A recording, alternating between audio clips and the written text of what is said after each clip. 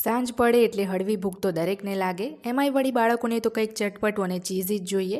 અને આપણે વિચારીએ કે ઝટપટ તો એવું શું બનશે જે ટેસ્ટીની સાથે સાથે હેલ્ધી પણ હોય. તો આજે હું તમારા માટે મુંબઈની ફેમસ એવી ટોસ્ટ સેન્ડવિચની રેસીપી લઈને આવી છું, જે ના ફક્ત તમે સાંજના નાસ્તામાં પણ ડિનરમાં પણ બનાવી સર્વ કરી શકો છો. આ સેન્ડવિચ ખાવામાં પણ એકદમ ક્રન્ચી અને ટેસ્ટી છે. તો ચાલો બનાવવાનું શરૂ કરીએ.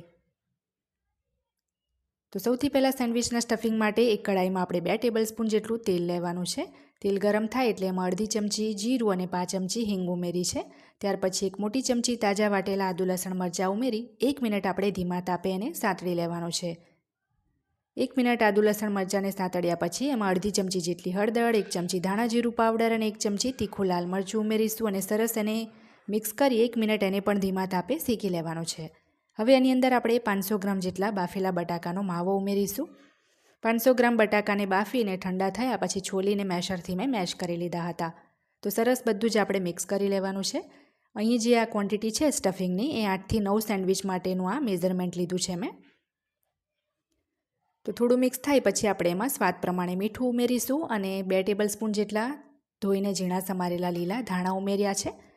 હવે સરસ એને આપણે મિક્સ કરી લઈશું અને વધારે આ સ્ટફિંગને હવે કૂક કરવાની જરૂર નથી. બસ 2 મિનિટ આપણે એને કૂક કરીશું.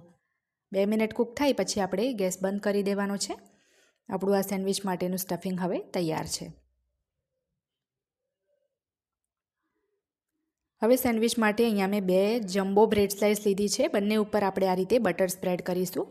બટર જો તમે રૂમ ટેમ્પરેચરનું લેશો તો ઇઝીલી સ્પ્રેડ થઈ જશે. ફ્રીજમાંથી કાઢીને તરત નહીં લેવું. હવે એક બ્રેડ સ્લાઇસ ઉપર આપણે આ રીતે ગ્રીન તીખી ચટણી સ્પ્રેડ કરવાની છે અને જે બીજો બ્રેડ સ્લાઇસ છે એના પર આપણે ટોમેટો કેચઅપ સ્પ્રેડ કરીશું.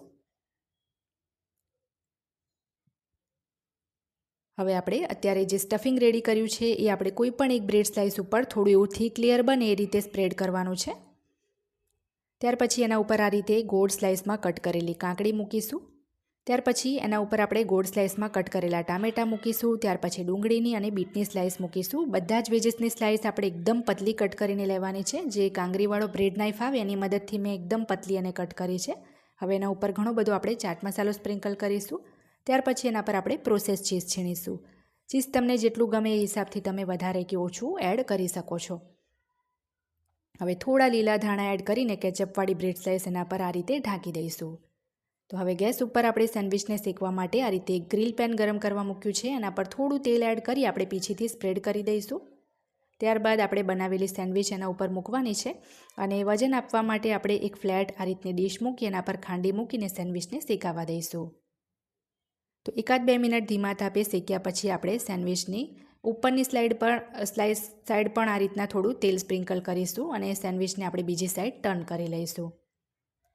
તમે જોઈ શકો છો કેટલી સરસ ગ્રીલ થઈ છે આપણી સેન્ડવિચ. તો સેમ એ જ રીતે બીજી સાઈડથી પણ એને ગ્રીલ થવા દઈએ. તો બીજી સાઈડથી પણ સેન્ડવિચ આપણી ગ્રીલ થઈ જાય એટલે સેન્ડવિચને આપણે એક પ્લેટમાં લઈ લઈશું. તમને હું ટર્ન કરીને પણ બતાવી દઉં કે નીચેથી પણ સેન્ડવિચ એકદમ સરસ ગ્રીલ થઈ છે. હવે સેન્ડવિચને આપણે 4 ભાગમાં કટ કરી લઈશું. અહીં તમારી પાસે જો ગ્રીલ પેન ના હોય તો તમે જે ઢોસાનો તવો આવે એના પર પણ એને શેકી શકો છો. ત્યારબાદ ઉપર આ રીતે થોડી ગ્રીન ચટણી સ્પ્રેડ કરવાની છે. ગ્રીન ચટણીની ઉપર આપણે થોડો જે ટોમેટો કેચઅપ આવે એ પણ એ જ રીતે સ્પ્રેડ કરી દઈશું. જે સ્ટ્રીટ સ્ટાઇલ બનાવે એ જ રીતે આપણે ઘરે આ સેન્ડવિચ તૈયાર કરી છે. ત્યાર પછી ઘણું બધું આપણે પ્રોસેસ્ડ ચીઝ છીણવાનું છે. ચીઝ છીણ્યા પછી આપણે થોડી બારીક સેવ, થોડા ચીલી ફ્લેક્સ અને લીલા ધાણા એડ કરીશું. તો આજની આ બોમ્બે ટોસ્ટ સેન્ડવિચની જો રેસીપી તમને પસંદ આવી હોય તો મારી ચેનલ રસોઈની રમઝટને સબસ્ક્રાઇબ કરી પાસે રહેલા બેલ બટનને જરૂર દબાવજો, જેથી દરેક નવા વિડીયોની નોટિફિકેશન તરત તમને મળે.